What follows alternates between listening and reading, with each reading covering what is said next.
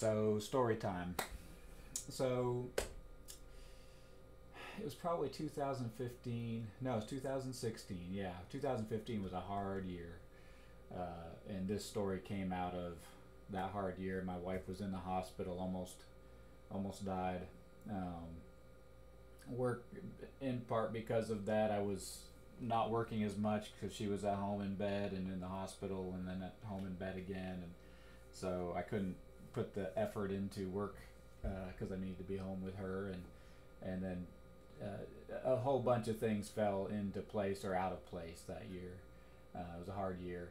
Ended up going to marriage counseling at the end of that year, just trying to really wrap our heads around stress and its effects on our relationship, and how to deal with that.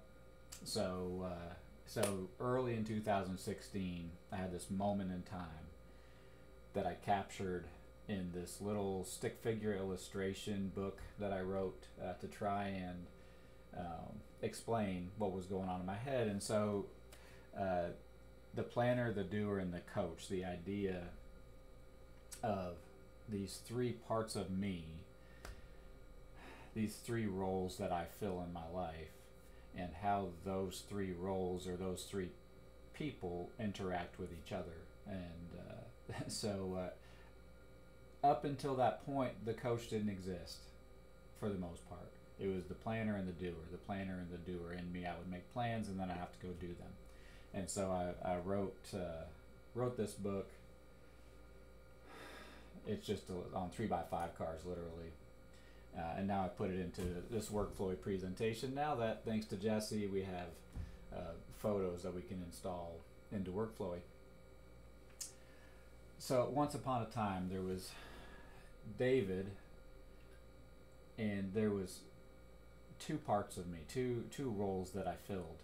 You know, two chairs that I sat in, or two hats that I wore at different times. And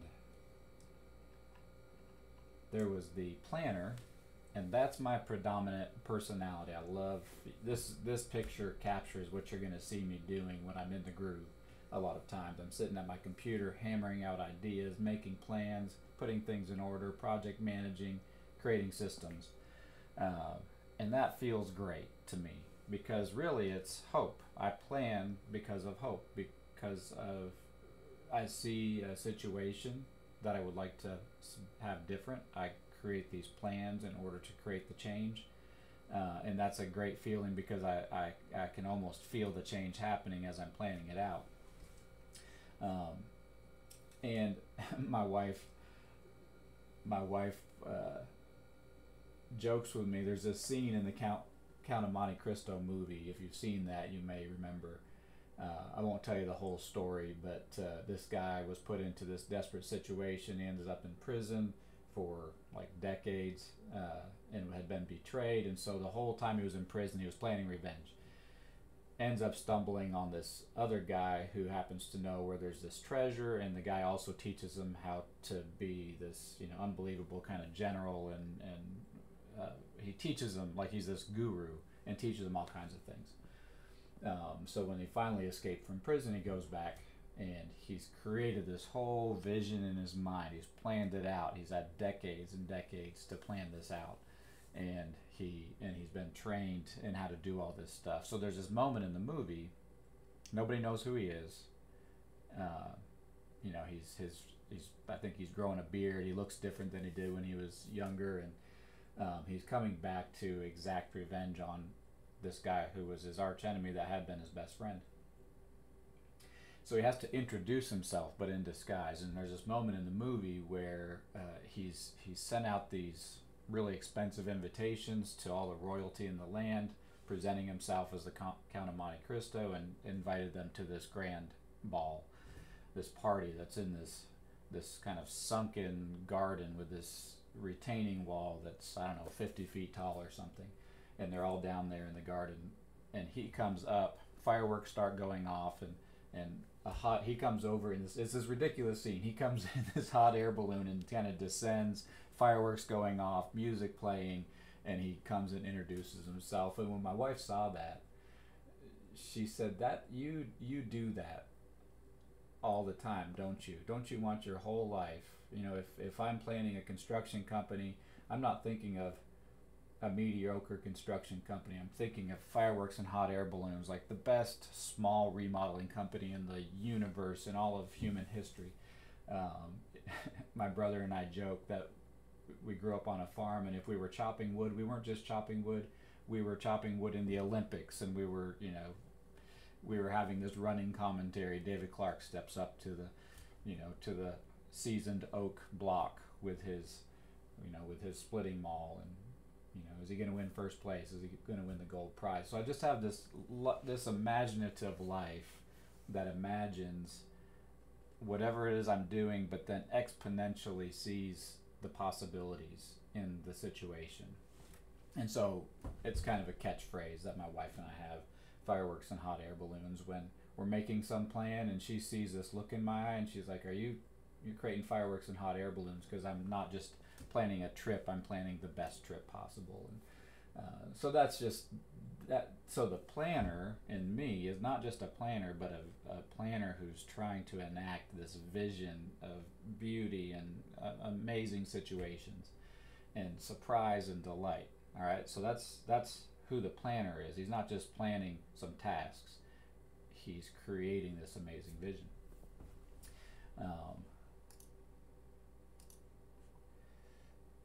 Then there's the doer me.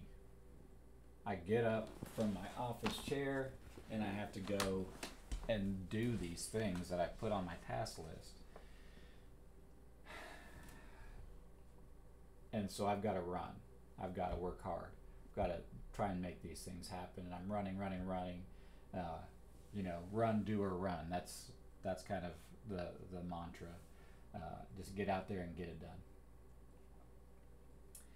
Make things happen. Take that checklist, take that project management Gantt chart or whatever, and go and make it happen. And I find that often the best the doer can do is not fireworks and hot air balloons, but a sparkler in a little helium balloon, maybe. And then often, after putting a lot of effort in, even that doesn't work. The sparkler goes out, the balloon, the balloon pops or eventually just dies down, and that vision that the planner had fails, either dramatically or just fizzles out.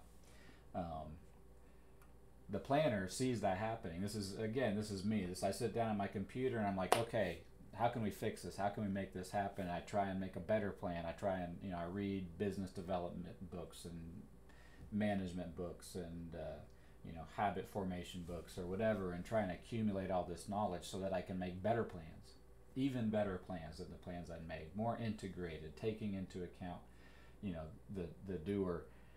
But what the doer ends up also often doing, I make these wonderful plans, and then I'm feeling what this represents. I'm feeling normal, whatever normal is, and then I get triggered by the fact that I'm not able to make it happen. The balloon starts to to die down. That it starts to lose its helium. The sparkler starts to go out, and I feel bad. I feel frustrated. I feel discouraged. And so I'm triggered by some situation. I'm demotivated and stressed, and I numb it out often by just going and watching a movie or whatever. Just numbing it out, entertaining myself so that I can get back to feeling normal. So, so I've got my stress responses. I bury my head in the sand and I just try and forget, for some period of time. And this all of this doesn't have to do with my work necessarily. Like if I sign a contract to do a bath remodel or to paint a house, I get it done. All of this stuff isn't talking about that. It's all of the discretionary time, the things I imagine in my mind. Once I get the work done, what do I want to do? And so that this is kind of outside the realm of actual signed contracts and work and things that I have to do. Is I tend to use my margin because I get stressed and frustrated because life hasn't enabled me to do the things I imagine doing. so in that situation, this is over the last few decades in my life, the planner tries to become an even better planner, and listens to lectures, reads more books, does all kinds of things, kind of goes to fireworks and hot air balloons college to become an even better planner so I can make those things happen, make even better plans. The doer in me is trying to get better, faster, stronger, more mentally agile, and so I'm imagining this future where I'm a better version of myself that's able to enact the things that need to happen so the planner's plans create the kind of marvelous situation that I imagine. Seldom works. I'm not saying never, but seldom. A lot of times I'll put a lot of effort over the course of several months and get to some place and have to decide, am I going to quit because it's not working? Is it really worth it? Or do I keep on going? And so I might push a little longer and it still doesn't work, and eventually I just feel kind of hopeless, as it has to do with some particular desire I have.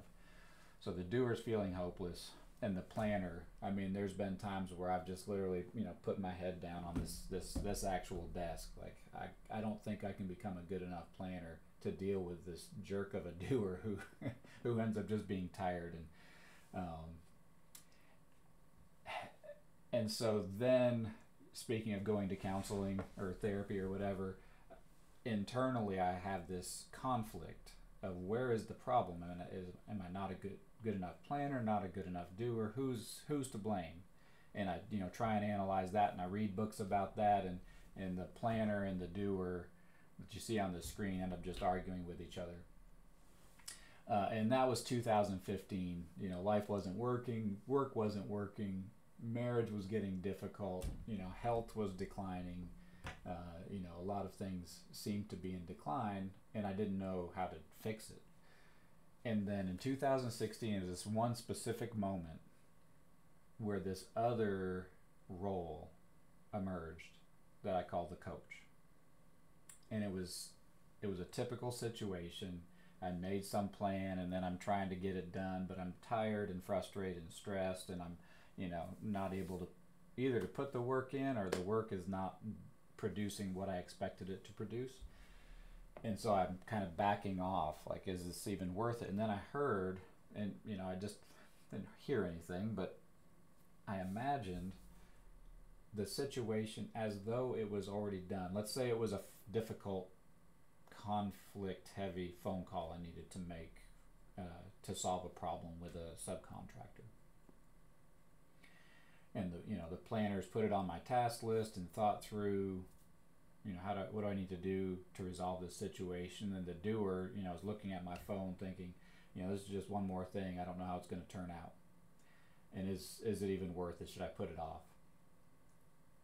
And then it was as if, and here's the coach mindset. It was as if the task was already accomplished. I could see whatever the task was. I don't remember what the task was, but I saw it as though it was done, and I emotionally responded as if it was completed. And kind of the way I was talking to myself was, this is going to feel great once it's done. Yeah, it might be hard.